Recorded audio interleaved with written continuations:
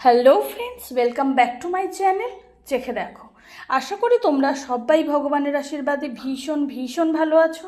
আমিও কিন্তু খুব ভালো আছি। আমি শতাব্দী চলে এসেছি আজকের আবারও আমার স্পেশাল এঁচোড়ের একটা নতুন স্বাদের নতুন পদ্ধতির একটা রেসিপি তোমাদের সঙ্গে শেয়ার করার জন্য। এঁচোড়ের অনেক অনেক রেসিপি আগে শেয়ার করে নিয়েছি, আজকের আবারও একটা নতুন ধরনের রেসিপি শেয়ার করতে চলেছি। আজকের ভিডিওটা কিন্তু আমি তোমাদের সঙ্গে স্টেপ বাই স্টেপ শেয়ার করে নেব, সে কারণে ভিডিওটা স্কিপ না করে পুরোটা দেখার অনুরোধ রইল। তো টাইটেল আর থাম্বনেল দেখে তো বুঝেই গেছো আজকের কি বানাবো, তাহলে চলো ঝটপট বলে দিই দেরি না করে। আজকের আমি বানাবো ডিম দিয়ে এঁচোড় আলুর তরকারি। তো ডিম দিয়ে এঁচোড় আলুর তরকারি বানানোর জন্য আমি এখানে এঁচোড় নিয়েছি। এঁচোড়গুলোকে সুন্দর করে কেটে নিয়েছি, একটু বড় সাইজ করে কেটেছি, কারণ এঁচোড়টা একেবারে টাটকা আর কি, একদম একটু কচি এঁচোড়, সে কারণে একটু বড় সাইজ করে কেটে রেখে নিয়েছি। আলুগুলোকেও বেশ বড় করে কেটে নিয়েছি। এখানে নিয়েছি পেঁয়াজ কুচি, নিয়েছি ডিম, আমি এখানে 6টা ডিম নিয়েছি। আর এই রান্নাটার আমি যেভাবে তোমাদের সঙ্গে যেই পদ্ধতিটা শেয়ার করব, সেটার জন্য তোমাদের কাছে যদি একটা ডিম থাকে সেটা দিয়েও কিন্তু হয়ে যাবে। এখানে নিয়েছি জিরে আর ধনেটাকে অনেকক্ষণ ভিজিয়ে রেখে মিহি পেস্ট বানিয়ে নিয়েছি, আর তার সঙ্গে দিয়ে দিয়েছি কিছুটা পরিমাণ মতো হলুদের গুঁড়ো, যাতে পেস্টটা ভীষণ মিহি হয়ে যায়। এখানে নিয়েছি টমেটো কুচি, এখানে নিয়েছি আদা আর রসুনের মিহি পেস্ট, এখানে নিয়েছি গোটা গরম মশলা, একটা শুকনো লঙ্কা আর তেজপাতা, এগুলো অবশ্যই ফোড়নের জন্য, আর নিয়েছি একটা বড় এলাচ, নিয়েছি লবণ, চেরা কাঁচা লঙ্কা নিয়েছি ঝালের জন্য, আর নিয়েছি হলুদের গুঁড়ো।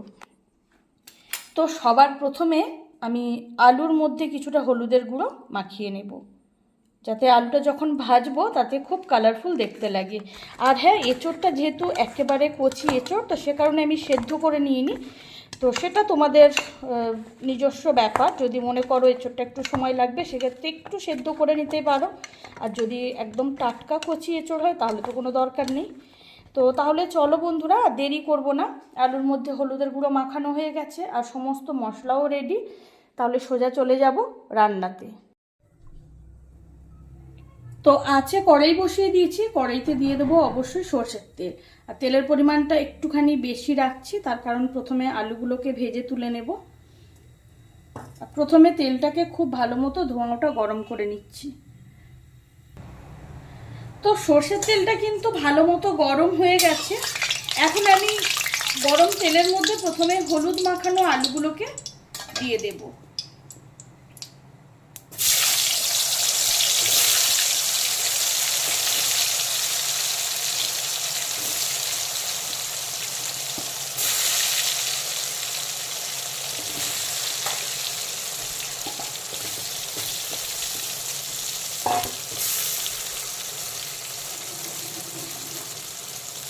আলুগুলোকে প্রথমে ফুল আছে ভালো করে ভেজে নেব, একদম ডুবো তেলে খুব ভালো করে ডিপ ফ্রাই করে নেব।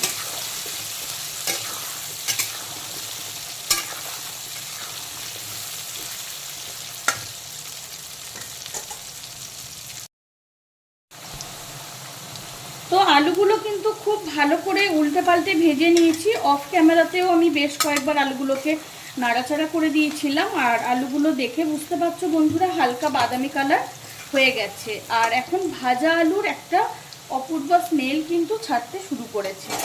তো আলুগুলোকে আমি এখন তেল থেকে তুলে নেব।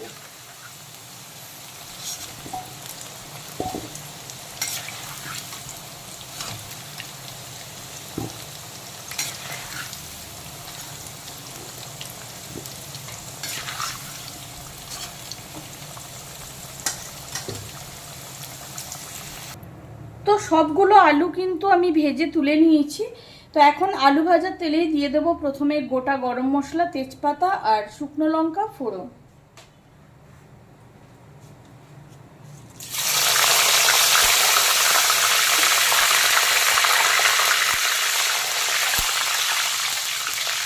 গোটা গরম মশলা আর শুকনো লঙ্কাটা হালকা ভাজা হয়ে গেলে আমি প্রথমে দিয়ে দেব পেঁয়াজ কুচি। আর আজকে রান্নাতে ডিমটা আমি কখন কিভাবে দেব সেটার জন্য কিন্তু ভিডিওটা স্কিপ না করে তোমাদের পুরোটা দেখতেই হবে। এখন কিন্তু গোটা গরম মশলা, শুকনো লঙ্কা এগুলো কিন্তু হালকা ভাজা হয়ে গেছে। এখন দিয়ে দিচ্ছি প্রথমে পেঁয়াজ কুচি।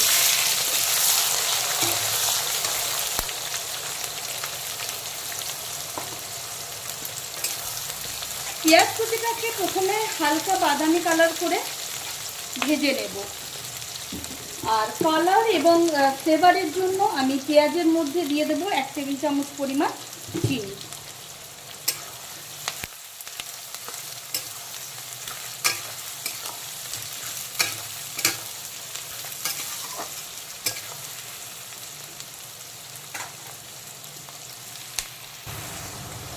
পেঁয়াজ কুচিটা কিন্তু হালকা বাদামি কালার ঠিক হয়নি এখনো, কিন্তু পেঁয়াজটা বেশ ভালো মতো ভাজা হয়ে গেছে। এখন ভাজা পেঁয়াজের একটা অপূর্ব স্মেল বেরোচ্ছে।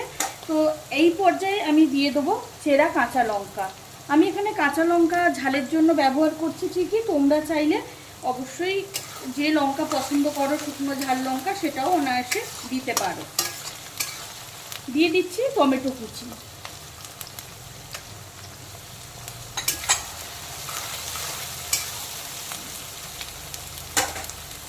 আর দিয়ে দেব বেশ কিছুটা পরিমাণ লবণ। এখন আবারও বেশ কিছুক্ষণ পেঁয়াজ, টমেটো আর চেরা কাঁচা লঙ্কাটাকে ফুল আছে ভালো করে ভেজে নেব।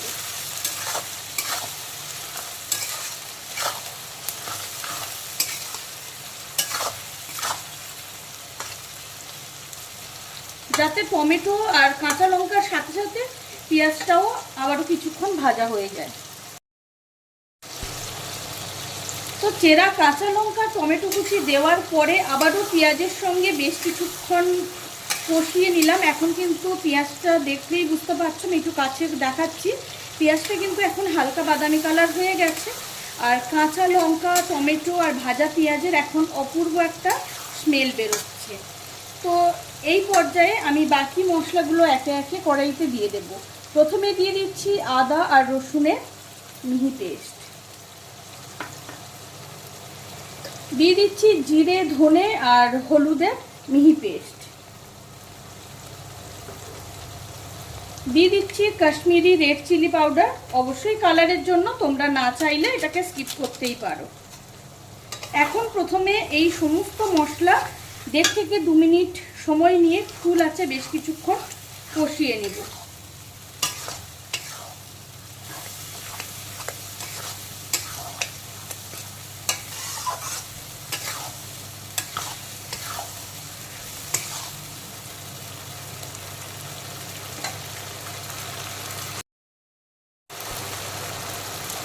এখন কিন্তু 1.5 থেকে 2 মিনিট সময় নিয়ে ফুল আছে ভালো করে মশলাটাকে কষিয়ে নিয়েছি।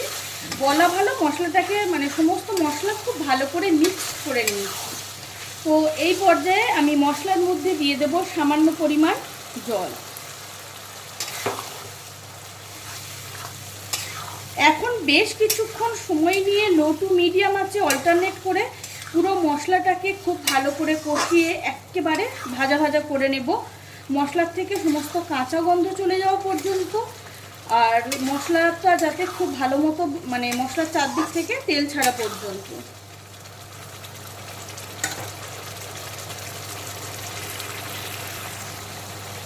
এখন আবারও বেশ কিছুক্ষণ সময় নিয়ে পুরো মশলাটাকে খুব ভালো করে কষিয়ে মশলাটাকে একেবারে ভাজা ভাজা করে নিয়েছি। এখন সমস্ত কাঁচা গন্ধ কিন্তু একেবারে চলে গেছে।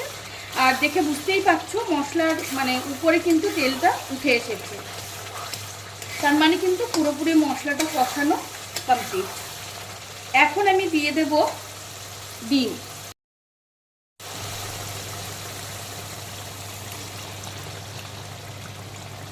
আমি এখানে কিন্তু 6টা ডিমই দিলাম। তোমাদের কাছে যদি একটা ডিম থাকে সেই একটা ডিম দিয়েও এই রান্নাটা অনায়াসে করে নিতে পারো।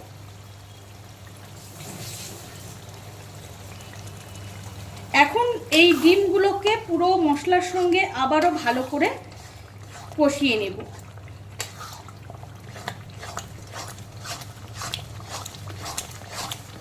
ঠিক এইভাবে ভেঙে নিতে হবে ডিমগুলোকে।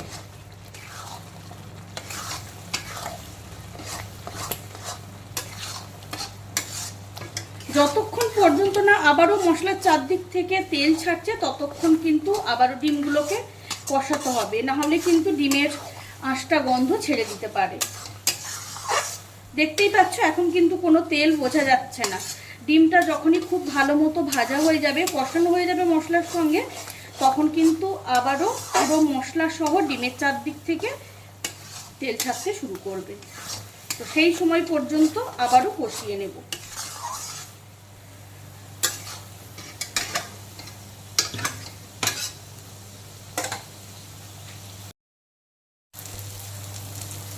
ডিমগুলো দেওয়ার পরে আবারও 3-4 মিনিট সময় নিয়ে মশলার সঙ্গে খুব ভালো করে কষিয়ে নিয়েছি। আর দেখতেই পাচ্ছ বন্ধুরা, চারদিক থেকে কিন্তু তেল ছেড়ে গেছে। আর দেখো কড়াইতেও কিন্তু আর লাগছে না, তার মানে কিন্তু ডিমটা খুব সুন্দরভাবে ভাজা ভাজা হয়ে গেছে। আর ডিমের থেকে কিন্তু কোনো রকম কোনো আষ্টা গন্ধ বা কাঁচা গন্ধ একেবারেই ছাড়ছে না, বরং খুব সুন্দর একটা মিষ্টি গন্ধ ছাড়তে শুরু করেছে। তো এই পর্যায়ে আমি দিয়ে দেব এঁচোড়।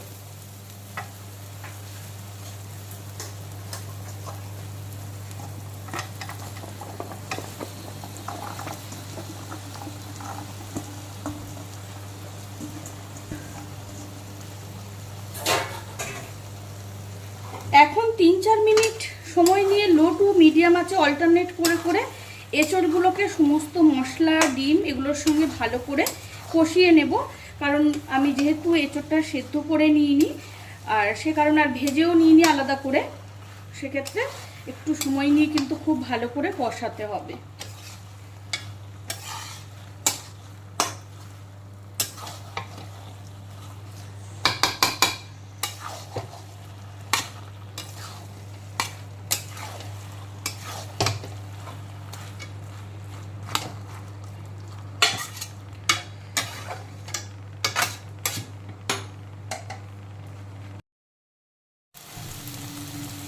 এঁচোড়গুলো দেওয়ার পরে আবারও বেশ কিছুক্ষণ 3-4 মিনিট সময় নিয়ে মশলার সঙ্গে এঁচোড়গুলোকে খুব ভালো করে কষিয়ে নিয়েছি।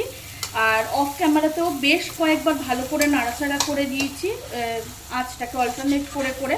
তো এখন কিন্তু এঁচোড়গুলো খুব সুন্দরভাবে কষানো হয়ে গেছে, খুব সুন্দরভাবে সমস্ত মশলার সঙ্গে মিক্সড হয়ে গেছে। তো এখন আমি দিয়ে দেবো কিছুটা ফোটানো জল বা গরম জল দিলেও হবে।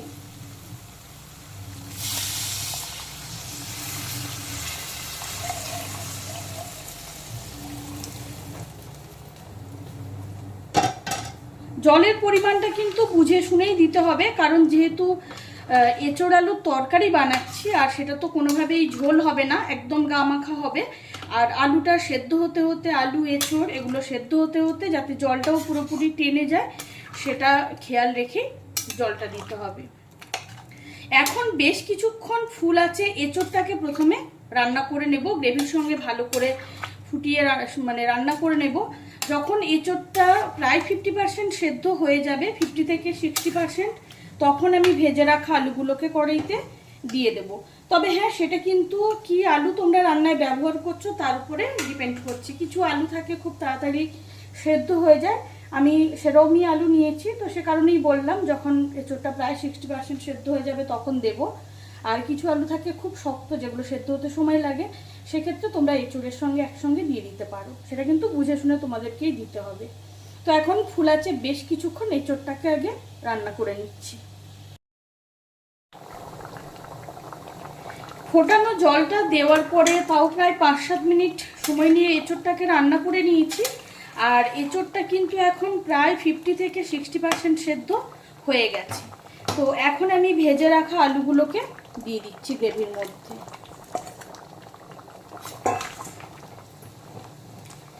এখন আবারও বাকি রান্নাটা আমি ফুল আছে করে নেব, আলু আর এঁচোড়টা পুরোপুরি সেদ্ধ হওয়া পর্যন্ত।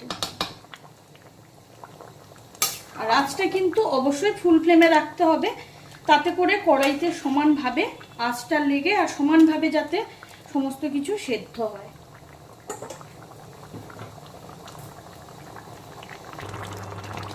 তো ভেজে রাখা আলুগুলো দেওয়ার পরে আবারও এঁচোড় আলু ভালো করে ফুল আঁচে রান্না করে নিলাম, আবারও 5-7 মিনিট সময় নিয়ে। আর এখন কিন্তু আলু এঁচোড় সব কিছুই খুব সুন্দরভাবে সেদ্ধ হয়ে গেছে। আর গ্রেভিটা দেখতেই পাচ্ছ বন্ধুরা, খুব সুন্দর গামাখা হয়ে গেছে। মানে জলটা কিন্তু পুরোপুরি মানে একদম শুকনো হয়ে গেছে। আর এটা কিন্তু ঠান্ডা হতে হতে আরও একদম ঘন হয়ে একদম শুকনো হয়ে যাবে। যেহেতু আলু রয়েছে, আলুতে কিন্তু যেটুকু জল রয়েছে সেটাও কিন্তু একেবারে টেনে যাবে। তো আমার আজকে রান্নাটা কিন্তু একেবারে কমপ্লিট। ডিম দিয়ে এঁচোড় আলুর তরকারি একেবারে রেডি। আঁচটা আমি এখন বন্ধ করে দিলাম। এখন একটা বড় পাত্রে ঢেলে গরম গরম সার্ভ করে দেব। আর এইভাবে ডিম দিয়ে এঁচোড় আলুর তরকারি বানালে ভাত দিয়ে তো বটেই, রুটি, লুচি, পরোটা, ফ্রাইড রাইস, পোলাও সব কিছুর সঙ্গে জাস্ট জমে যায়। তাহলে বন্ধুরা, তোমাদের সঙ্গে আজকের এঁচোড়ের আবারও একটু অন্য ধরনের রেসিপি শেয়ার করে নিলাম। তোমরাও অবশ্যই এটা বাড়িতে ট্রাই করো, খেতে জাস্ট অনবদ্য হয়। আর আমার আজকের রেসিপি তোমাদের কেমন লাগলো সেটা কিন্তু কমেন্ট করে জানাতে একেবারেই ভুলো না। আমার আজকের রেসিপি যদি তোমাদের ভালো লেগে থাকে তাহলে অবশ্যই অবশ্যই লাইক, কমেন্ট, শেয়ার করো।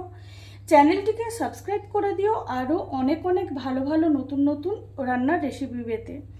পাশে থাকা বেল আইকনটি অবশ্যই প্রেস করে দেবে, তাতে করে আমি যখনই কোনো নতুন রান্নার ভিডিও আপলোড করব সবার প্রথম তোমরা নোটিফিকেশান পেয়ে যাও।